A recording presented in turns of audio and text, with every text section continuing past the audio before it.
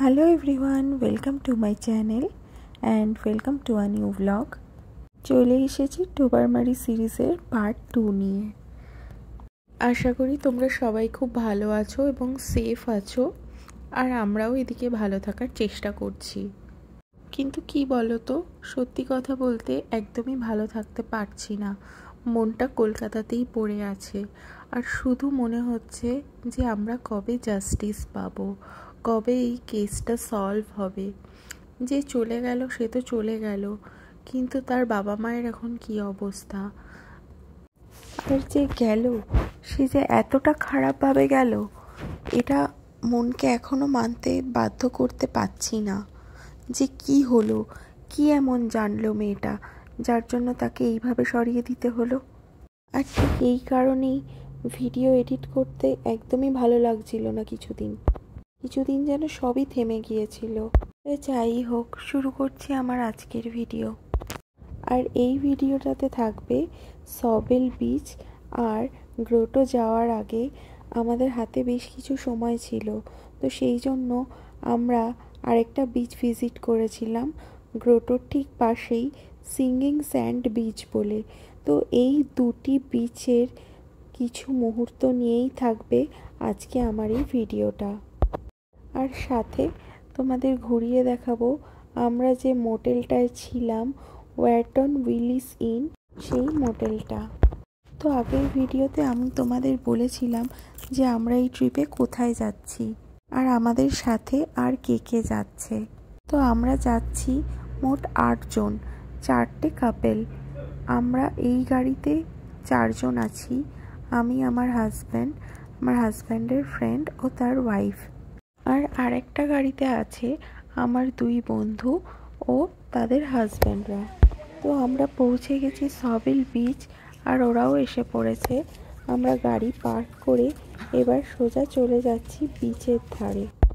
আর বিচে বসে আমরা আজকে আমাদের লাঞ্চটাও করে নেব, এরকমটাই প্ল্যান করা আছে। আর এই যে বিচটা তোমরা দেখছো, এটার নাম তো সবেল বিচ তোমাদের বললাম। আর এটা হচ্ছে second largest fresh water beach in the world. First যেমন ওয়াসাকা বিচ তোমাদের আমি আমার আগের ভিডিওতে দেখিয়েছিলাম, কিন্তু এই বিচটা কিন্তু ওয়াসাকা বিচের থেকে অনেক বেশি সুন্দর, অনেক অনেক বেশি সুন্দর। লাইক ওয়াসাকা বিচ গিয়ে তো আমার মনে হয়েছিল যে এটা কোনো নর্মাল আমাদের পুরীর মতো বিচ, কিন্তু সবেল বিচে এসে আমার ধারণা একদম চেঞ্জড। সবেল বিচ কিন্তু সত্যিই খুব সুন্দর একটা বিচ। আর এটা কিন্তু কোনো সমুদ্র নয়, এটা কিন্তু লেক। এই লেকটার নাম লেক হুরন। ওয়াসাকা বিচও যেমন লেক হুরন, আর এই সবেল বিচটাও কিন্তু লেক হুরন। তো আমরা সবাই মিলে জলে নেমেছিলাম একটু, কিন্তু এদিকে বৃষ্টি চলে আসছে, সেই জন্য আমাদের সবেল বিচ থেকে তাড়াতাড়ি বেরিয়ে আসতে হলো। আর আমাদের লাঞ্চটাও হয়নি, তাই ঠিক হলো লাঞ্চটা আমরা মোটেলে গিয়েই চেক ইন করে তারপর করব। আর এদিকে দেখো বাইরে কি প্রচণ্ড বৃষ্টি হচ্ছে। আর এরপর আজই আমাদের গ্রোটোর বুকিং আছে বিকেল 5টার সময়। জানি না বৃষ্টি তার মধ্যে থামবে কিনা, আর কতটা কি হাইক করে উপরে উঠতে পারবো সেটাও বুঝতে পারছি না। আর এদিকে আমাদের দুটো গাড়ি পাশাপাশি পার্ক করে দেওয়া হয়েছে। তো চলো মোটেলটা তোমাদের একটু ঘুরে দেখাই। এটা হচ্ছে মোটেলের এন্ট্রান্স। আর এখানে দেখো বারবিকিউ করারও কিন্তু সব রকম ব্যবস্থা করা রয়েছে, কেউ চাইলে এখানে বারবিকিউ করতে পারে। কিন্তু এই যা বৃষ্টি হচ্ছে, জানি না বারবিকিউ সম্ভব কিনা। আর এটা এই মোটেলটার অফিস বা রিসেপশন। আর পাশে 3টে রুম, এই 3টে রুম আমাদের দেওয়া হয়েছে। তো পাশের রুম দুটো 2 জন কাপেলকে দেওয়া হয়েছে। আর এটা একটা ফ্যামিলি রুম, এখানে 2টো ঘর আছে আর 2টো টয়লেট আছে। এখানে আমরা একটা রুমে আর স্নেহারা আরেকটা রুমে থেকে যাব। একসাথে থাকতে আমাদের বেশ ভালোই মজা হবে। স্নেহারা থাকবে এই ঘরে, এই ঘরের সাথে একটা অ্যাটাচ টয়লেট। আর আমরা থাকবো এই ঘরে, আমাদের ঘরের সাথেও আরেকটা অ্যাটাচ টয়লেট। মানে 2টো রুম 2টো টয়লেট পড়ছে এই টোটাল ফ্যামিলি রুমের প্যাকেজটার মধ্যে।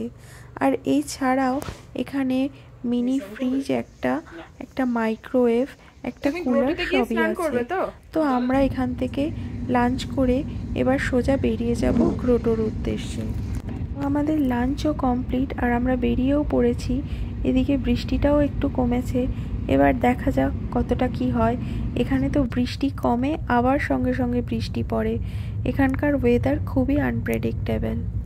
আমরা যেহেতু 5টার আগে গ্রোটো পৌঁছে গিয়েছিলাম আর আমাদের বুকিং যেহেতু 5টাতে ছিল, তাই ওনারা আমাদের সাজেস্ট করলো যে পাশে একটি বিচ আছে সেটি ঘুরে নেওয়ার জন্য। আর আমাদের যেহেতু গ্রোটোর বুকিং ছিল 5টা থেকে, তাই সিঙ্গিং স্যান্ড বিচে পার্ক করতে আমাদের কিন্তু কোনো টাকা লাগেনি।